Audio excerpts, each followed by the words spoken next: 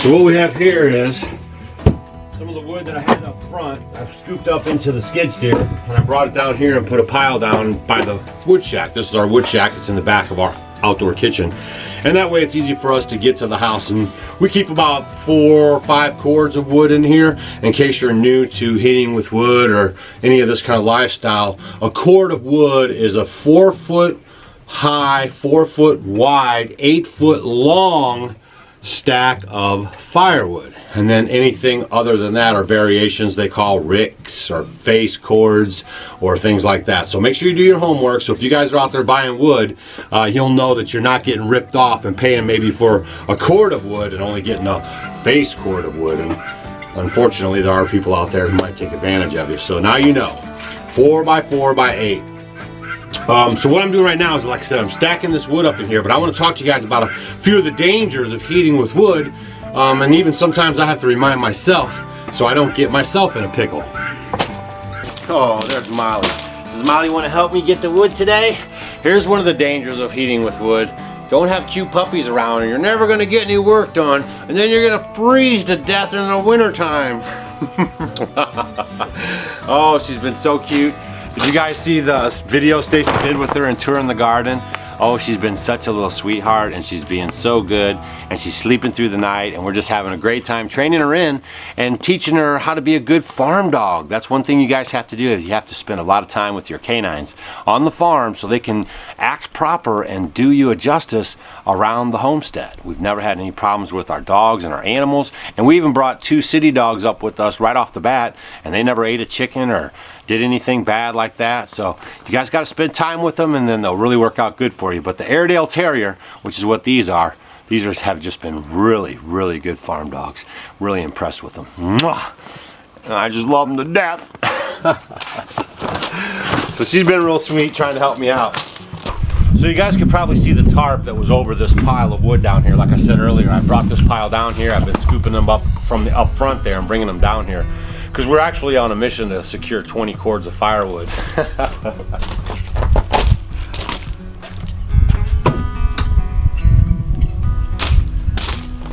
But I want to explain to you guys that when you have this kind of a pile like this, and maybe it's tarped like I had it, make sure you make a lot of noise when you come up before you throw the tarp off and before you stick your hand in here. This is a great bed for snakes and rats and spiders, things that can bite you and really cause bodily injury. So just make sure you're letting them know that you're coming over to the pile, you're making some noise, and just don't get right in there. As soon as I kind of opened this up, I was, clinging and clanging and carrying on and making a couple of yells like I was talking to somebody, just to let them know that there's somebody here and that they should be more afraid than they are, and they might even scoot on out of the way so you don't get hurt.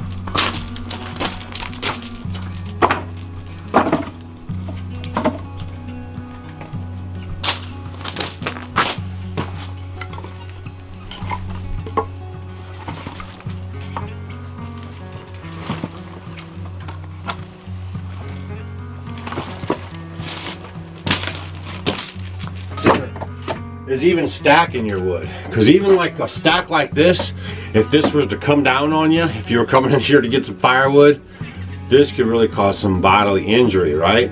So you want to keep an eye on your firewood piles and your stacks and make sure they're not leaning forward or leaning back. You want to make sure you're conscious the whole time when you're stacking that you're keeping them level, right? So we have some short pieces and stuff, and we just offset that. We put a little further back, we put a little further forward and stuff like that. You just kind of watch the pile as you're stacking it, kind of like Legos or Lincoln Logs or anything else, and you're just making it as sturdy as possible, and you don't want your stacks to move in any direction. Just like if you're stacking cords of wood, like we're going to be doing up front this year in the wood lot. You guys are going to see a lot of handling wood, bringing wood down from the trees in the forest. We're going to be doing a lot of stuff around here. And I know you guys saw that new sawmill, so it's a pretty exciting time. Another thing to consider that's silent but deadly is carbon monoxide. If you don't have your flue properly cleaned out, and if your stove or your fireplace isn't ready for the season, that could really be a health hazard, because carbon monoxide is silent but deadly. Now make sure that if you're going to heat with wood that you actually get a carbon monoxide detector. We have some in our house. They run off batteries. We replace the batteries just like you would in a fire detector, and also have a fire detector and a fire extinguisher on hand close to your wood burning cook stove or anything that you're burning wood with. But carbon monoxide is definitely silent but deadly, so make sure you have your proper detector next to your stove.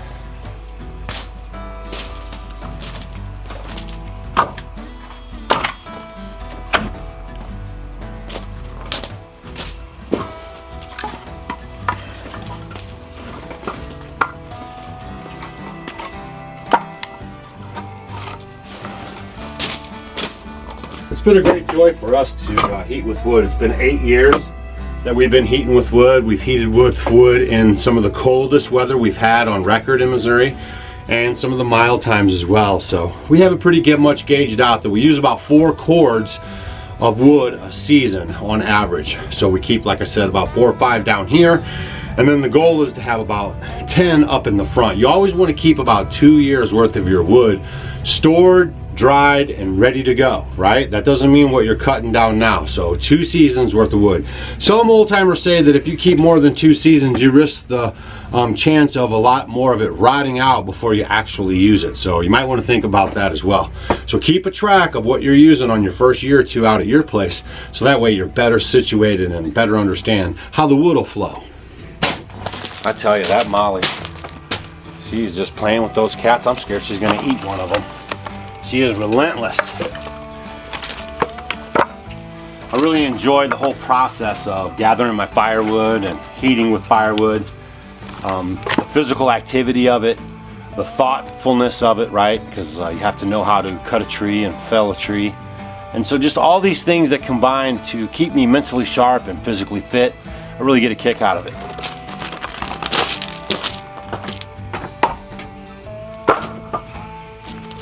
Come here, Molly, before you get in trouble. Hey!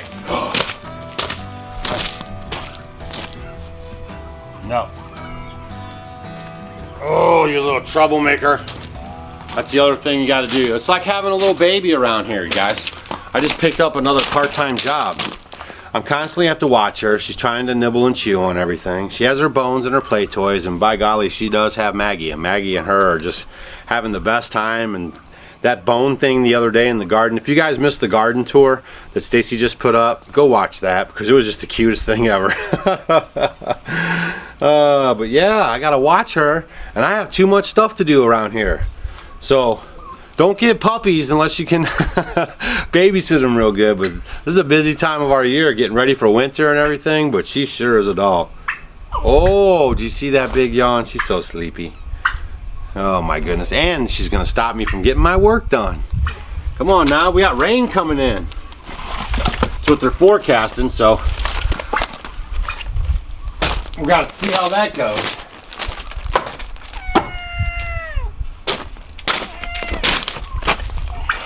All the changes are coming, fall is in the air. The years are winding down. Everyone's trying to scramble, get their last minute things done before the snow flies and before the temperatures change. We're ready for it, and we're excited about all the things that'll be going on during the wintertime here. So if you haven't hit that subscribe button, make sure you hit that subscribe button, and when the box comes up and asks how you want your notifications, you want to be notified on all videos and push notifications, so that means you'll get them on your phone and anywhere else you get emails and stuff like that.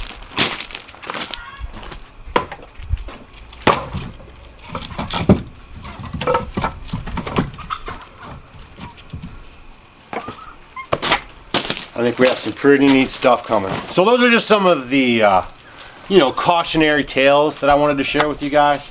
Some of the things that you should look for and look out for.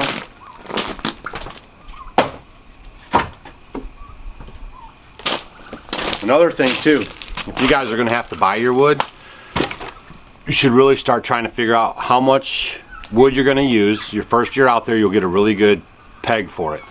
So that means you're gonna write it down and you're gonna keep notes of it. The following year, you wanna collect your wood early, like spring, early. So that way you have all summer long for it to dry out. Because unfortunately, a lot of people that sell wood, you know, like maybe if you go to Craigslist or Facebook Marketplace, they're selling you guys green wood, and you're buying that green wood right in the middle of winter or when you need to heat the most. If you use green wood, A, you're not gonna get the maximum amount of heat, and B, you're gonna cause creosote in your flue. And the creosote buildup is what causes chimney fires. So the less creosote, the better off you are. And the way you get the most creosote is by burning green lumber, green wood. So not green lumber, is by burning green wood. So don't use green wood. Get your wood early and be prepared. And not just if you guys are buying your wood, but even if you are harvesting it yourself, you know. If you can harvest early in the spring, that gives you all summer long for whatever you get to dry out. So that's always a good idea. I try to do a lot of harvesting in the spring and early summer, not too late in the summer because I don't want to be out there just dying. Besides that, the grass gets tall, the bugs come out, the snakes, the spiders, everything's out there in the summertime. A lot of times I'm real heavy in the winter time. I love to harvest my winter wood, and then that's for the season coming up and the season after.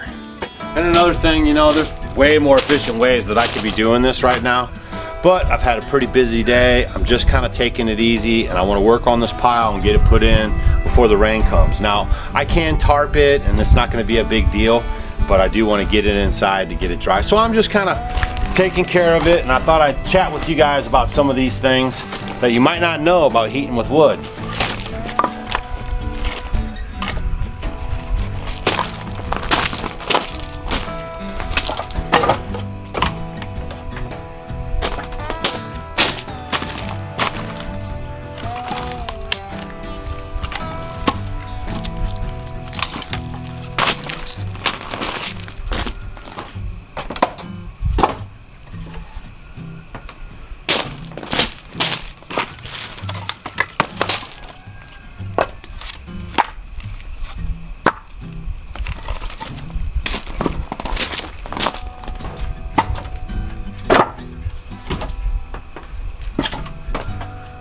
So if you guys got any questions about heating with wood, or you know, what our experience is, or the wood cook stove questions, or anything related to such topics as described in this video, go ahead and leave those in the comment section below, and we'll try to answer them the best we can.